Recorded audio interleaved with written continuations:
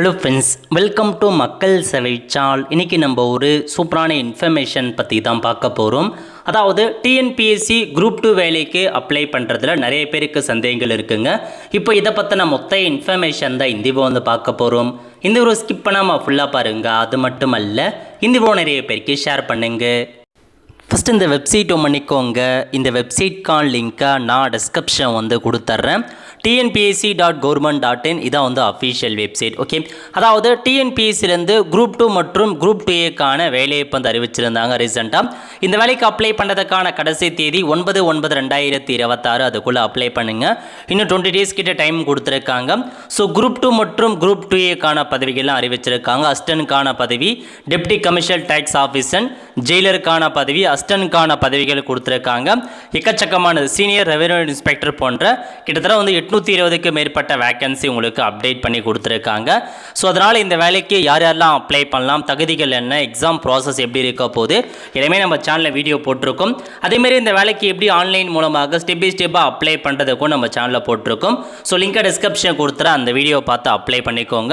So இப்போ நம்ம online மூலமாக அப்ளை பண்ண சொல்ல நிறைய பேருக்கு சந்தேகங்கள் இருக்குங்க. அதை பற்றி தான் பார்க்க போகிறோம். இப்போ நீங்கள் அப்ளை பண்ணுறதுக்கு லிங்க் கொடுத்துருக்காங்க. அதை நீங்கள் கிளிக் பண்ணிங்க அப்படின்னா இந்த மாதிரி தான் ஓப்பன் ஆகும். இதில் போயிட்டு விண்ணப்பிக்க அப்படின்ற ஆப்ஷன் நீங்கள் கிளிக் பண்ணிங்க அப்படின்னா ஆக்டிவிட்டி கீழே கொடுத்துருக்காங்க பாருங்க, அப்ளை நவுன்னு. இந்த ஆப்ஷன் நீங்கள் கிளிக் பண்ணிங்க அப்படின்னா ஸோ உங்ககிட்ட டிஎன்பிஎஸ்சிக்கான ஓடிஆர் இருக்குது அப்படின்னா அதுக்கான யூசர் நேம் பாஸ்வேர்டு கொடுத்து கேப்சா கொடுத்து லாகின் பண்ணிக்கோங்க. இல்லை என்கிட்ட பார்த்தீங்க அப்படின்னா அந்த மாதிரி நான் இப்போ தான் ஃபஸ்ட் டைமாக நான் டிஎன்பிஎஸ்சி எக்ஸாமே எழுத போகிறேன் அப்படின்றவங்க உங்களுக்கு நிரந்தர பதிவிறங்கள் அப்படின்ற ஆப்ஷன் நீங்கள் பயன்படுத்தி ஒரு முறை பதிவு உங்களுக்குன்னு பார்த்தா புதுசாக அக்கௌண்ட்டை க்ரியேட் பண்ணிக்கோங்க. டிஎன்பிஎஸ்சிக்கான ஓடிஆரை க்ரியேட் பண்ணிட்டு தான் நீங்கள் அப்ளை பண்ண முடியும். இதுக்கு முன்னே நீங்கள் டிஎன்பிஎஸ்சி எக்ஸாம் எழுதிருக்கீங்க அப்படின்னா கண்டிப்பாக உங்ககிட்ட அக்கௌண்ட் இருக்கும். அக்கௌண்ட்லாம் மறந்துருச்சு அப்படின்றவங்க ஃபர்கட் யூசர் நேம் இந்த ஆப்ஷனை கிளிக் பண்ணி யூசர் ஐடியை ஃபர்கட் பண்ணிக்கோங்க. பாஸ்வேர்டு மறந்துருச்சு அப்படின்றவங்க ஃபர்கட் பாஸ்வேர்டை கொடுத்து நீங்கள் ரெட்ரை பண்ணிக்கலாங்க. ஸோ இப்போ நீங்கள் லாகின் பண்ணிக்கோங்க. உங்கள் யூசர் நேம் பாஸ்வேர்டை கொடுத்துட்டு கேப்சா கொடுத்துட்டு சமர்ப்பி அப்படின்ற ஆப்ஷன் நீங்கள் கிளிக் பண்ணிக்கோங்க. இப்போது லாகின் ஆகிட்டு இந்த மாதிரி உங்களுக்கு ஓப்பன் ஆகிடுச்சிங்க. ஸோ இப்போ நீங்கள் அப்படியே கீழே வந்தீங்க அப்படின்னா கடைசியாக கொடுத்துருப்பாங்க கம்பைன்டு சிவில் சர்வீஸ் எக்ஸாமினேஷன். இப்போ நீங்கள் அப்ளை பண்ணுறதுக்கு கிளிக் ஹியர் டு அப்ளை அப்படின்ற ஆப்ஷன் நீங்கள் கிளிக் பண்ணிங்க அப்படின்னா இந்த மாதிரி உங்களுக்கான இன்ஸ்ட்ரக்ஷன் எல்லாமே கொடுத்துருப்பாங்க. ஸோ தொடர்க அப்படின்ற ஆப்ஷன் நீங்கள் கிளிக் பண்ணிவிட்டு டேர்ம்ஸ் அண்ட் கண்டிஷன் நான் படித்து பார்த்துறோம் அப்படின்ற மாதிரி இந்த செக் பாக்ஸை டிக் பண்ணிவிட்டு சேவ் அண்ட் கண்டினியூ கொடுத்தீங்க அப்படின்னா உங்களுக்கு இந்த மாதிரி தான் ஒரு பேஜ் ஓப்பன் ஆகும். ஸோ மொதல் ஸ்டெப்பே உங்களுக்கான ஃபோட்டோ மற்றும் சிக்னேச்சர் அப்லோட் பண்ணுவீங்க. ஸோ ஃபோட்டோவை பொறுத்த வரைக்கும் உங்களுக்கே தெரிஞ்சிருக்கும் எப்படி இருக்கணும் அப்படின்றதுக்கான கைட்லைன்ஸ் எல்லாமே உங்களுக்கு ப்ரொவைட் பண்ணியிருக்காங்க. இதிலே ஆப்ஷன்ஸ் இருக்க பாருங்கள், கைட்லைன்ஸ்லேயே கொடுத்துருப்பாங்க. நிறைய பேர் என்ன பண்ணுறாங்க அப்படின்னா ஃபோட்டோவை அப்படியே அப்லோட் பண்ணிடுறீங்க. ஃபோட்டோக்கான சைஸை பொறுத்த வரைக்கும் உங்களுக்கு 170லேருந்து 130 அளவுக்கு பிக்சல் இருக்கணும் அப்படின்ற மாரி சொல்லியிருக்காங்க.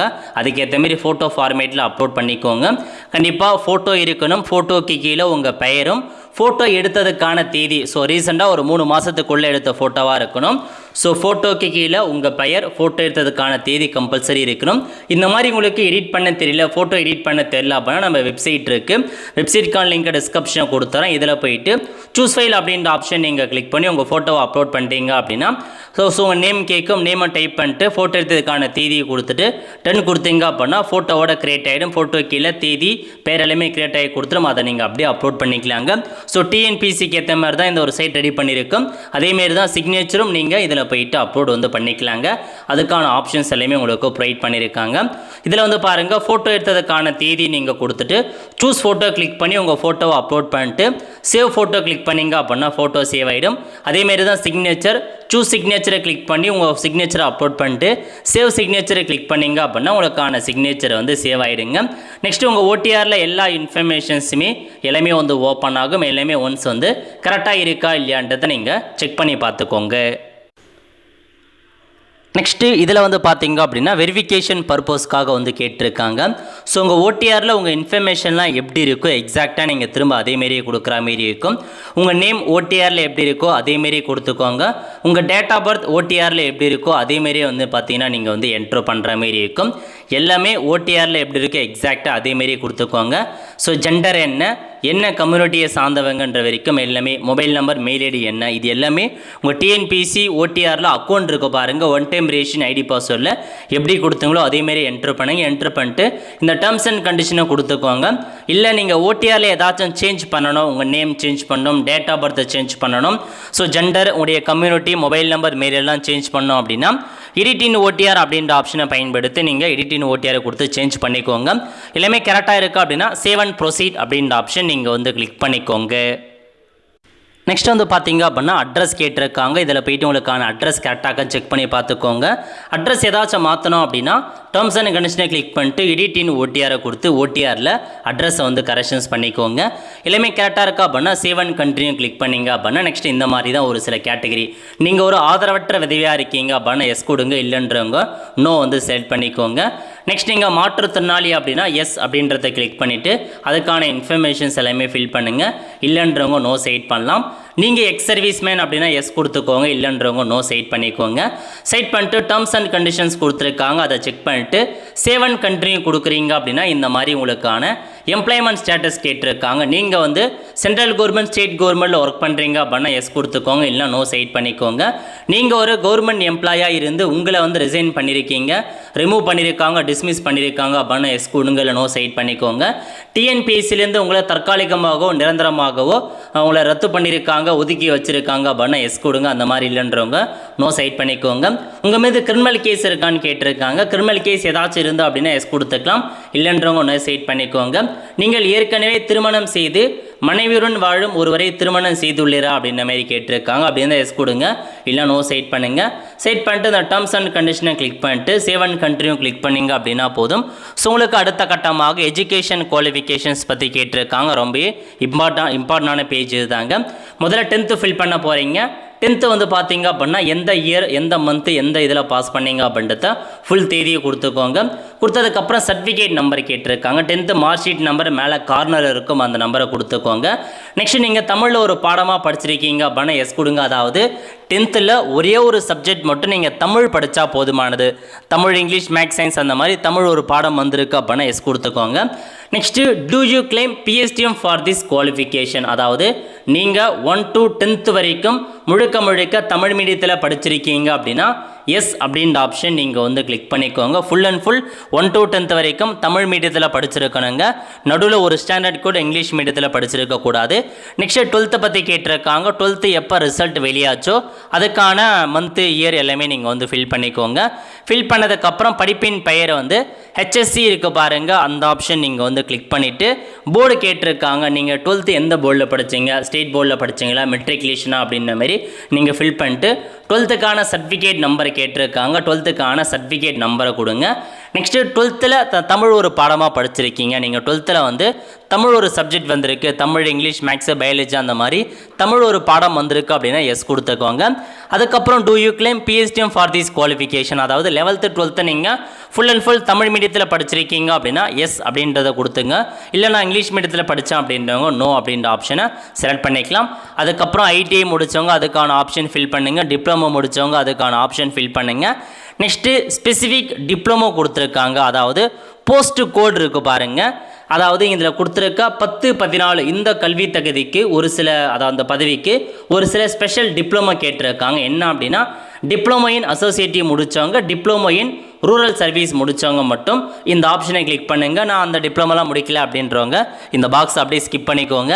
நெக்ஸ்ட்டு ஸ்பெசிஃபிக் யூஜி டிகிரி கேட்டிருக்காங்க. எதுக்கு அப்படின்னா இந்த பதவிகள் 10, 13, 22, 01 இந்த மாதிரி ஒரு சில பதவிகளுக்கு ஸ்பெசிஃபிக் டிகிரி. எந்த மாதிரி டிகிரி அப்படின்னா காமர்ஸ் முடித்தவங்க, எக்கனாமிக்கை முடிச்சிருக்கவங்க, ஸ்டாட்டிஸ்டிக்ஸ் முடிச்சிருவங்க, பேச்சுலர் ஆஃப் ஜென்ரல் லா முடிச்சிருக்கவங்க, இந்த 4 டிகிரி முடிச்சிருக்கீங்க அப்படின்னா மட்டும் இந்த 4 டிகிரி ஆப்ஷனில் போய்ட்டு நீங்கள் வந்து ஃபில் பண்ண பாருங்கள். ஏன்னா இந்த 4 டிகிரிக்கு முன்னுரிமை கொடுக்குறாங்க, அதனால தான் ஸ்பெசிஃபிக்காக இந்த டிகிரி முடிச்சிருக்கீங்களா அப்படின்னு கேட்டிருக்காங்க.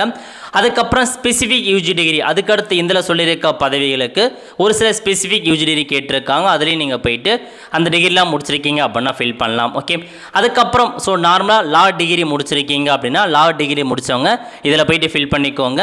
நெக்ஸ்ட்டு எனி யூஜி டிகிரி, இதில் தான் நீங்கள் போயிட்டு யூஜி டிகிரி முடித்தவங்க, மேலே சொன்ன ஸ்பெசிஃபிக் யூஜி டிகிரியில் வராதவங்க இந்த எனி யூஜி டிகிரியில் போயிட்டு நீங்கள் ஃபில் பண்ணிக்கலாம் உங்கள் டிகிரி. ஸோ டிகிரி நீங்கள் எப்போ பாஸ் பண்ணீங்க அதுக்கான இயர் எல்லாமே கேட்டிருக்காங்க.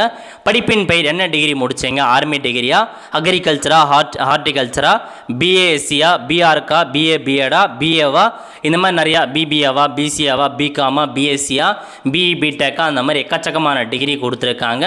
நீங்கள் என்ன டிகிரி முடிச்சிருக்கீங்களோ அதை நீங்கள் வந்து பார்த்தீங்க அப்படின்னா என்ட்ரு பண்ணுற மாதிரி இருக்கும். என்ன டிகிரியோ அதை கொடுத்துக்கோங்க. முதன்மை பாடத்தின் பெயர் கேட்டிருக்காங்க. ஸோ பிஏல என்னமான நீங்கள் முடிச்சிங்க, எக்கனாமிக்ஸா, ஜாகிரஃபா, அந்த மாதிரி கேட்டிருக்காங்க. என்ன பாடமோ அதை நீங்கள் வந்து பார்த்தீங்க அப்படின்னா இதில் மென்ஷன் பண்ணிக்கோங்க. பிஏல என்ன முடிச்சிருக்கீங்க அப்படின்றத நீங்கள் தாங்க வந்து கரெக்டாக கொடுக்குற மாதிரி இருக்கும். ஸோ மெயின் சப்ஜெக்ட் எதுவோ அதை நீங்கள் மென்ஷன் பண்ணிக்கோங்க என்ன அப்படின்றத. ஸோ கொடுத்துரு முதன்மை பாடம் என்ன அப்படின்றத நீங்கள் தான் வந்து டைப் பண்ணுற மாதிரி இருக்கும். அதுக்கப்புறம் படிப்புக்கான காலம் நீங்கள் எத்தனை இயர்ஸ் முடிச்சிங்க, 3 இயர் கோர்ஸா, 4 இயர் கோர்ஸா, 5 இயர் கோர்ஸா அப்படின்னு மென்ஷன் பண்ணிவிட்டு எந்த யூனிவர்சிட்டியில் முடிச்சிங்க அப்படின்ற மாரி கேட்டிருக்காங்க. ஸோ யூனிவர்சிட்டி நேம் எதுவோ அதை நீங்கள் வந்து மென்ஷன் பண்ண பாருங்கள். சர்டிஃபிகேட் நம்பர் கேட்டிருக்காங்க. இதில் போயிட்டு சர்டிஃபிகேட் நம்பர் உங்களுடைய ப்ரொவிஷனல் சர்டிஃபிகேட்டில் இருக்கும், அந்த நம்பரை நீங்கள் கொடுத்துக்கலாம். அதுக்கப்புறம் நீங்கள் முதல் வகுப்பில் ஃபஸ்ட் கிளாஸில் பாஸ் பண்ணியிருக்கீங்க அப்படின்னா எஸ் கொடுத்துக்கோங்க. நெக்ஸ்ட்டு நீங்கள் வந்து பார்த்தீங்க அப்படின்னா உங்கள் டிகிரியில் தமிழ் ஒரு பாடமாக படிச்சுக்கலான்னு கேட்டிருக்காங்க. நீங்கள் டிகிரி வந்து 3 இயர்ஸ் முடிச்சிருந்தாலும் சரி, 4 இயர்ஸ் முடிச்சிருந்தாலும் சரி, தமிழ் ஒரே ஒரு சப்ஜெக்டாச்சும் வந்திருக்கு அப்படின்னா எஸ் கொடுத்துக்கோங்க. ஒரு சப்ஜெக்ட் கூட தமிழே வரல அப்படின்னாங்க நோ சைட் பண்ணலாம். Next do you claim PSTM for this qualification, உங்கள் டிகிரியில் நீங்கள் தமிழ் மீடியத்தில் படிச்சிங்களா அப்படின்ற மாரி கேட்டிருக்காங்க. நீங்கள் தமிழ் மீடியத்தில் தான் ஃபுல் அண்ட் ஃபுல் டிகிரி படிச்சிங்க அப்படின்னா எஸ் கொடுங்க, இல்லை அப்படின்றவங்க நோ வந்து சைட் பண்ணிக்கலாம். ஓகே, அதுக்கப்புறம் பிஜி டிகிரி முடித்தவங்க ஸ்பெசிஃபிக் பிஜி கேட்டிருக்காங்க. இதில் வந்து பாருங்கள், so master degree computer application, master degree in science, அந்த மாதிரி பிஜி ஸ்பெசிஃபிக்காக முடித்தவங்க இதில் ஃபில் பண்ணுங்கள். ஸ்பெசிஃபிக் டிகிரி இல்லைன்றவங்க எனி பிஜியில் போயிட்டு பிஜிக்கான இன்ஃபர்மேஷனை ஃபில் பண்ணிக்கோங்க. ஸோ முடிஞ்சது. நெக்ஸ்ட்டு விஷுவலுக்கான ஸ்டாண்டர்ட் வந்து கேட்டிருக்காங்க. பார்வை திறன் வந்து கேட்டிருக்காங்க. ஸோ பார்வை திறன் வந்து பார்த்தீங்கன்னா ஸ்டாண்டர்ட் 3 ஆர் பெட்டர் அப்படின்ற ஆப்ஷன் நீங்கள் கிளிக் பண்ணிக்கோங்க. ஸோ நோட்டிஃபிகேஷனை பொறுத்த வரைக்கும் உங்களுக்கு இன்ஃபர்மேஷன்ஸ் கொடுத்துருப்பாங்க. என்ன டிகிரி முடித்தவங்களுக்கு அந்த கேட்டகரி வந்து பார்த்தா மென்ஷன் ஆகிருக்கு. அதுக்கேற்ற மாதிரி நீங்கள் தெளிவாக கொடுத்துக்கலாங்க உங்களுக்கான கேட்டகரி என்ன அப்படின்ற மாரி. ஸோ ஒவ்வொரு பதவிக்கும் ஒவ்வொரு ஹைசைட் வந்து கேட்டிருப்பாங்க. ஸோ நீங்கள் என்ன ஹைசைட் அப்படின்றத உங்கள் பதவிக்குன்றதை நீங்கள் மென்ஷன் பண்ணிக்கலாம். ப்ரொவிஷன் ஆஃபீஸர் பதவிக்கு ஸ்டாண்டர்ட் 1 இருக்கணும். அசிஸ்டன்ட் இன்ஸ்பெக்டருக்கு ஸ்டாண்டர்ட் 2 இருக்கணும். ஹேண்ட்லூம் இன்ஸ்பெக்டருக்கு ஸ்டாண்டர்ட் 3 இருக்கணும். மேக்ஸிமம் மீதி இந்த 3 பதவியை தவிர்த்து மீதி எல்லா பதவிக்குமே ஸ்டாண்டர்ட் 3 ஆர் பெட்டரை கேட்டிருக்காங்க. ஸோ அதனால் நம்ம ஸ்டாண்டர்ட் 3 ஆர் பெட்டரே கொடுத்துக்கலாங்க. நெக்ஸ்ட் நீங்கள் நிற குறைபாட்டால் பாதிக்கப்பட்டிருக்கீங்க அப்படின்னா எஸ் கொடுங்க. அந்த மாதிரி இல்லை அப்படின்றவங்க நோ சைட் பண்ணிக்கலாங்க. அதுக்கப்புறம் நீங்கள் மாலைக்கண் குறைபாட்டினால் பாதிக்கப்பட்டிருக்கீங்க அப்படின்னா எஸ் கொடுங்க, இல்லைன்றவங்க நோ சைட் பண்ணலாம். ஃபிசிக்கல் ஸ்டாண்டர்ட் பற்றி கேட்டிருக்காங்க. ரொம்ப இம்பார்ட்டண்டான விஷயம் இதுதாங்க. உங்களுக்கு வந்து ஃபிசிக்கல் ஸ்டாண்டர்ட் இருக்கா அப்படின்ன மாரி கேட்டிருக்காங்க. அதாவது ஜெயிலர் மென் போன்ற பதவிகளுக்கு ஸோ ஃபிசிக்கல் ஸ்டாண்டர்ட் வந்து கேட்டிருக்காங்க. ஜெயிலர் மென்னுக்கு வந்து பார்த்தீங்க அப்படின்னா ஹைட்டு வந்து எல்லா கம்யூனிட்டிக்கும் 165 சென்டிமீட்டர் இருக்கணும் ஆண்களுக்கு. பெண்களுக்கு எஸ்சி எஸ்டிக்கு அதாவது இதை வந்து ஜெயிலர் மென்னை பொறுத்த வரைக்கும் ஆண்கள் மட்டும்தான் அப்ளை பண்ண முடியும். மற்ற எல்லா கேட்டகரியுமே 160 சென்டிமீட்டர் ஹைட் இருக்கணும். எஸ்சி எஸ்டிக்கு மட்டும் 160 சென்டிமீட்டர் ஹைட் இருக்கணும். அந்த ஃபிசிக்கல் இருக்கான்னு கேட்டிருக்காங்க. செஸ்ட் மெஷர்மெண்ட்டை பொறுத்த வரைக்கும் ஸோ மற்றவங்களுக்கு வந்து 81 சென்டிமீட்டர் இருக்கணும். எஸ்சி எஸ்டிக்கு 79 அந்த மாதிரி வந்து கேட்டிருக்காங்க. இதுவே வந்து பார்த்தீங்க அப்படின்னா இன்னொரு கேட்டகரி ஜெயிலரில் ஸ்பெஷல் ப்ரைஸர் ஃபார் உமன், இந்த பதவிக்கு பெண்கள் மட்டும்தான் அப்ளை பண்ண முடியும். ஹைட்டு 156 இருக்கணும் எல்லா கம்யூனிட்டியும். எஸ்சி எஸ்டிக்கு வந்து 150 இருந்தாவே போதுமானதுங்க. அதனால் கரெக்டாக உங்களுக்கான ஹைட்டு இருக்கா, இந்த ஃபிசிக்கல் ரெக்குமெண்ட் இருக்கான்னு கேட்டிருக்காங்க. எஸ் கொடுத்து என்ன ஹைட் இருக்கீங்க அப்படின்றத நீங்கள் மென்ஷன் பண்ணிக்கோங்க. இது வந்து பார்த்தீங்க அப்படின்னா பெண்களுக்கு அப்ளை பண்ணுறோம், அதனால் உயரம் மட்டும் கேட்கும். ஆண்களுக்கு அப்ளை பண்ணுறீங்க அப்படின்னா செஸ்ட் மெஷர்மெண்ட்டும் கேட்கும். உங்கள் செஸ்ட் மெஷர்மெண்ட் கரெக்டாக அளந்து அதுக்கேற்ற மாதிரி கொடுத்துக்கோங்க.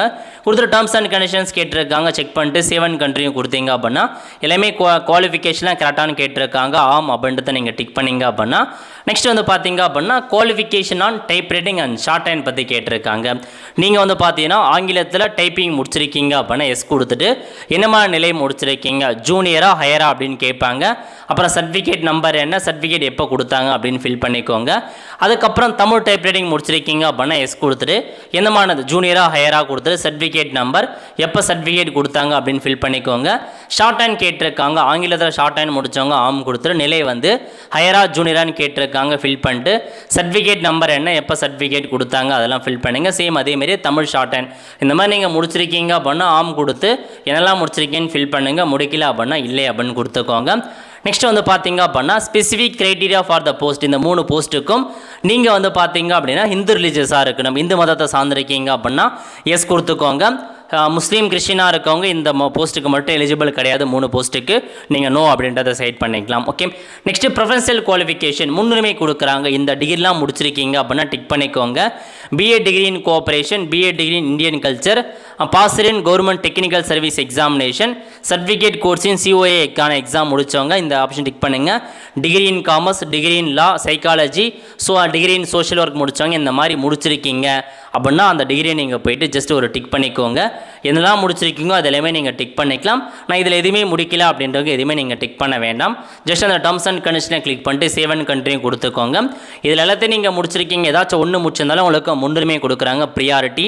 அதனால் முடித்தவங்க டிக் பண்ணிக்கோங்க, முடிக்காதுங்க ஸோ நீங்கள் சேவ் அண்ட் கண்ட்ரியும் அப்படின்றத நீங்கள் மென்ஷன் பண்ணுங்கள். ஓகே, அதுக்கப்புறம் பிஎஸ்டிஎம் பற்றி கேட்டிருக்காங்க. ஸோ பிஎஸ்டிஎம் பற்றி தெரிஞ்சிருக்கும். டிஎன்பிஎஸ்சி குரூப் 2க்கு டிகிரி தாங்க கல்வி தகுதி, பேசிக் கல்வி தகுதி. அதனால் நீங்கள் 1ஆவதுலேருந்து டிகிரி வரைக்கும் ஃபுல் அண்ட் ஃபுல் தமிழ் மீடியத்தில் படிச்சிருந்தால் மட்டும்தான் உங்களுக்கு பிஎஸ்டிஎம் எலிஜிபிள் ஆகுங்க. அதனால் 1 to டிகிரி வரை நான் தமிழ் மீடியத்தில் தான் படித்தேன் ஃபுல் அண்ட் ஃபுல் அப்படின்றவங்க நீங்கள் எஸ் அப்படின்றத நீங்கள் வந்து கிளிக் பண்ணிவிட்டு ஸோ 3த்தையுமே டிக் பண்ணி ஆகணும். 10த்துக்கும் டிக் பண்ணி ஆகணும், 12த்துக்கும் டிக் பண்ணி ஆகணும், டிகிரிக்கும் டிக் பண்ணிட்டு எலிஜிபிள் கிளிக் பண்ணிங்க அப்படின்னா 1 by 1 வந்து ஃபில் பண்ண போகிறீங்க. முதல்ல 1 to 10th வரைக்கும் எத்தனை ஸ்கூல் படிச்சிருந்தாலும் ஒவ்வொரு ஸ்கூல்லையுமே போயிட்டு பிஎஸ்டிஎம் ஆன்லைனில் அப்ளை பண்ணி வாங்கி வச்சுக்கோங்க. வாங்கி வச்சுட்டு 1 to 10th வரையும் படிச்சிங்கன்னா இல்லை 1 to 5th வரையும் அந்த மாதிரி எத்தனை ஸ்கூல் படிச்சிருந்தாலும் அதை நீங்கள் ஃபில் பண்ணிட்டு ரெகுலர் மோடை கொடுத்துட்டு எந்த ஏரியா வரைக்கும் எந்த ஏரியிலேருந்து படிச்சிங்க, எந்த அதிகாரி சர்டிஃபிகேட் கொடுத்தாங்க, எந்த தேதியில் சர்டிஃபிகேட் கொடுத்தாங்க, உங்கள் ஸ்கூல் நேம் என்ன, ஸ்கூலோட டிஸ்ட்ரிக்ட் என்ன, பின்கோடு என்ன கொடுத்துட்டு ஆட் மோர் டேட்டா கொடுத்துட்டு நீங்கள் 1 to 10th வரைக்கும் எத்தனை ஸ்கூலில் படிச்சிருந்தாலும் தனித்தனி ஸ்கூலில் படிச்சிருக்கீங்க அப்படின்னா ஒவ்வொரு ஸ்கூல்லையும் செப்பரேட்டாக பிஎஸ்டிஎம் வாங்கி ஆட் மோர் டேட்டா கொடுத்து ஆட் பண்ணிக்கோங்க. அதுக்கப்புறம் 11th 10th பிஎஸ்டிஎம் வாங்கிட்டு சேம் அதேமாரி ஃபில் பண்ணிக்கோங்க. அதுக்கப்புறம் காலேஜுக்கான பிஎஸ்டிஎம், காலேஜை பொறுத்த வரைக்கும் டேரெக்டாக காலேஜ் தான் பிஎஸ்டிஎம் வாங்குற மாரி இருக்கும். ஸோ ஃபஸ்ட் இயர்லேருந்து 3rd இருக்குமோ 4th இயராக கொடுத்துட்டு ஸோ மோடு ரெகுலராக டிஸ்டன்ஸாக செட் பண்ணிட்டு எந்த வரையும் படிச்சிங்க, எந்த அதிகாரி கொடுத்தாங்க, பிஎஸ்டிஎம் இஷ்யூ பண்ணதுக்கான தேதி, ஸோ காலேஜ் நேம் என்ன, டிஸ்ட்ரிக்ட் என்ன எல்லாமே கொடுத்துக்கோங்க. ஸோ பிஎஸ்டிஎம் வாங்கிட்டு அப்ளை பண்ணுங்கள், அப்ளை பண்ண பாருங்கள்.